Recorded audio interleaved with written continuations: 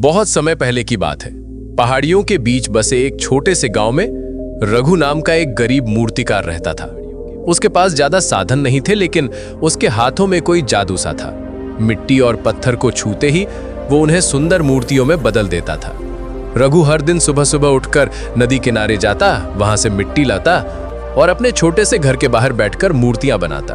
उसकी मूर्तियां इतनी सुंदर होती थीं कि लोग उन्हें देखकर हैरान रह जाते। लेकिन रघु के पास कुछ ज्यादा अमीरी नहीं थी, क्योंकि लोग उसकी मेहनत की कीमत नहीं समझते थे। गांव के लोग अक्सर कहते, अरे ये तो बस मिट्टी है, इसमें खास क्या है, हम क्यों ज्यादा पैसे दे। ये सुनकर रघु दुखी तो हो जाता, लेकिन वो हार नहीं मानता। वो जानता था कि उसकी असली कीमत एक दिन लोग जरूर समझेंगे। एक दिन गांव में खबर फैली कि राजा का जन्मदिन आने वाला है।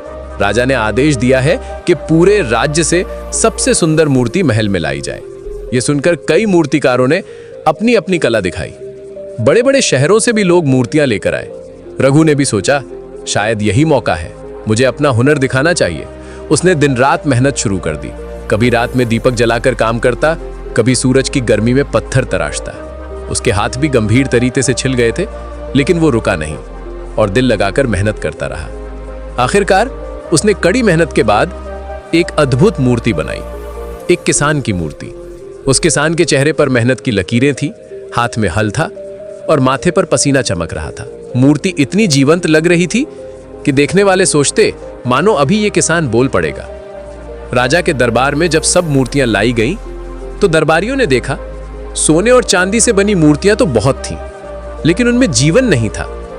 लेकिन जैसे ही रघु की मूर्ति सामने रखी गई, पूरा दरबार चौंक गया। राजा खुद खड़ा हो गया और बोला, यह मूर्ति सचमुच कला का अद्भुत नमूना है।